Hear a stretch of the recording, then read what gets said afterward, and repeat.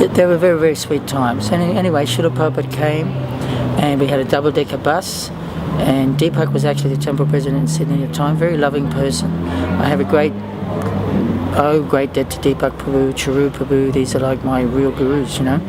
And we took a trip down to Melbourne on the double-decker bus because Prabhupada was coming to Melbourne first, right? And Charu was such a loving person because he was a temple president in Brisbane. He came to see me when I'd just taken rest after being in Sydney for like about a week before going down to Melbourne. And he said, "Oh, I hear you're doing a bit of service, you're helping me out painting and this and that on the temple, you know." And I said, "Yeah." And he really appreciated it. It made me feel really good, you know, that I was kind of welcome. You have to be like that, you know. I had a little bit of money left. I had about $20. So there was some talk that the bus was broken down and we didn't have the money to fix it. And I really wanted to go on that bus down in Melbourne. It sounded like a real safari trip, you know, with the devotees. So I just went up to Deepak and I gave him the money, you know. And maybe that might have helped, I don't know. But eventually the bus was on the way. We went down there. And I just remember this one incident. It was really interesting. I was really a health kind of a fanatic at the time. I probably haven't changed. But it's very interesting because after, you know, just resigning myself to prasadam for so many years, somehow or another I've gotten back to the same point again within Krishna consciousness, I guess, by studying Prabhupada's, you know, instructions and conversations and everything, that he did really want us to live a fairly happy, healthy life. And as far as priorities are concerned, if your body isn't functioning well and you're not in a peaceful frame of mind, it's very hard to apply yourself to Krishna consciousness. So anyway, we went down on this bus trip and we got pulled over by the police at one particular point. Hari Sawyer was, you know, driving the bus and he failed to dip his lights. So he got ticked off by the police and that was a bit scary. And then one time we saw an apple tree. Anybody called for a taxi? Has anybody called for a taxi? They espied an apple tree in somebody's yard, so we stopped. It wasn't very surreptitious or clandestine in any way, form or means. But one devotee or two devotees jumped over the fence and they, you know, grabbed a whole lot of apples. So we were all sitting there eating the apples, right? Now I had read this book that apples are pretty good food, and if you eat the whole apple, including the peel, including the core, it's very close in nutrition to mother's milk. I don't know if it's true, probably not that true. But anyway, I used to like to eat the apple cores, you know, for the quasi-spiritual or, you know, health benefit of it.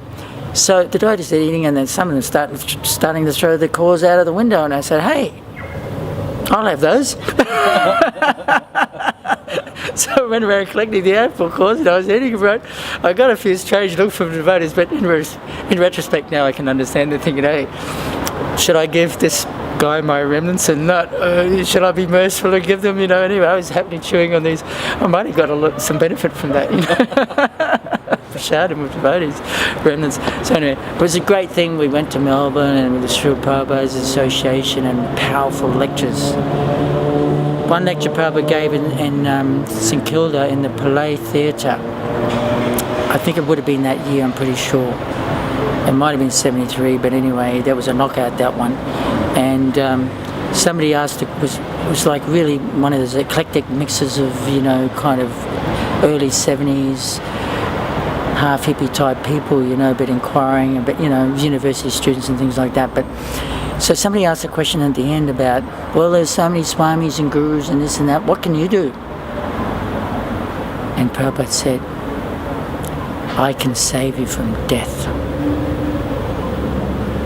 And, you know, Prabhupada being who he was, and so serious and grave and sober and elder and everything like that. Before that, it was a lot of hubbub and everything. It was complete silence for about at least 30 seconds. Because they knew Prabhupada meant it. Who would say that? Who would have the gall to say that if they couldn't actually do it?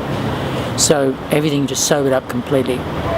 And I think the poster was being posted by the devotees to advertise Srila Prabhupada's lectures. He sees God. You know, that's a pretty powerful statement too. Anyway, that was wonderful. And but I started to get itchy feet. Actually, we came back to Sydney, and Prabhupada, he had a big initiation happening. Yasa was to be initiated, Gopinatha and a few other devotees, right? But I wanted to get back to Brisbane and do Krishna consciousness on my own, at home, and have my own Mangalati, and wave the incense, and read the Bhagavatam. And so I wanted to get back, and the excuse I gave was rationalising in my own mind was. Well, QIT, Queensland, my course is, second year of the course is starting up soon, February, getting close to March, so really I don't want to lose that opportunity, So I went back up there, and I was preaching to my family, and my best friend, I remember I was on the train once preaching to my next door neighbour, my best friend. I met my spiritual master and this and that, and after about 5 minutes of listening to me, I thought it was pretty good stuff, but he just looked at me and said, "You're crazy," and that was the end of that. And then I started going to QIT again, right? And I had a shaved head and a seeker. It was a bit of a brave thing to do, but one by one, my friends abandoned me. We had arguments. So. And Madhavisa Swami came to visit Brisbane at one particular point, so I went up to him and said, look, what was happening first is I was living back at home, and visiting the temple regularly, like every day. And one day, I went around, and the kitchen by Barbie, True's wife, was there. She said, well, why don't you just live in the temple and go to QIT? It's just down the road. And I thought, that's a good idea. So I just packed up all my things at home, and I remember my mother, she was a bit sad to see me go, but she didn't object. She was probably thinking I'll come back soon. I never came back. And I moved into the temple, so every day I was going to QIT, and then I asked Madhavisa Swami, he said, can I actually use this in Christian consciousness? He said, well, what are you studying? I just happened to be studying geology because I happen to like, my father used to collect as a hobby, he used to do laboratory work, collect, semi-precious stones and everything, and I just couldn't think of what to do, so I headed in that direction, geology. It was as boring as anything. But he said, yeah, maybe you could help build temples or something, I got the sanction anyway to keep going, but after a while I thought, nah, it's a waste of time. I'd rather just be in the temple and clean the kitchen during the day, than go to that place. So I packed up all the things at QIT, and I had to get my deposit back for the chemical lab, and the guy was really agitated.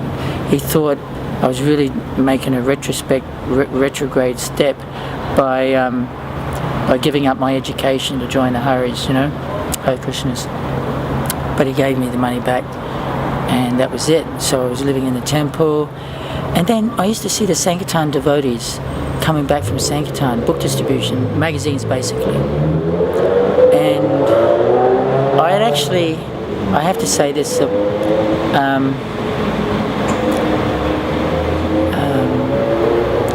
I had done a little bit of Sankirtan when I was down in Sydney, but it was a bit intense. Before Prabhupada came, they giving out flyers and things like that, and it was pretty ecstatic. I got a taste, and I remember in Brisbane before I went down, just before I started coming to the temple regularly, I met, say after the second time I bought a few books at the temple, I met Rukmavati Mataji on the street, distributing back to Godheads. And I was so excited, there's a devotee, and I rushed up and I wanted to get her back to Godhead, right? And she was requesting a donation, so I didn't really expect devotees wanted a whole lot. I just thought a donation was a donation. So I gave her 20 cents or something like that. I remember she wasn't that enthusiastic about it, but anyway, she's just standing on the street, nothing, aggressive in her tactics.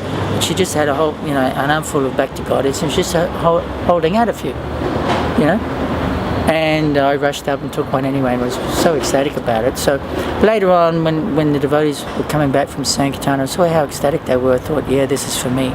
So I went to the temple president, who at that time was somebody called Purushottam. That's a whole story too. And he immediately made arrangements so I could just go out and do Sankirtan, right? And of course, it's a pretty brave thing to do in those days. You'd get comments like, can't you wear anything better than a sheet?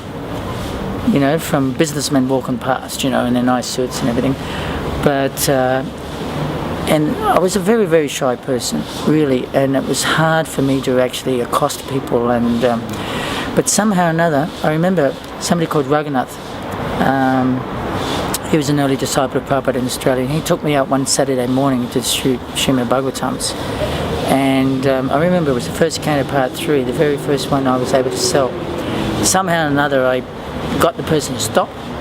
I showed them the book, and I asked them for some contribution and some money, and lo and behold, he gave me something. Wow! And you wouldn't believe the taste. Actually, book distributors know there's probably no other taste than, you know, finding a conditioned soul and getting them to purchase a book and a Srimad Bhagavatam, like the incarnation of the Supreme Personality of Godhead. So then, you know, that was my focus of attention for many years, and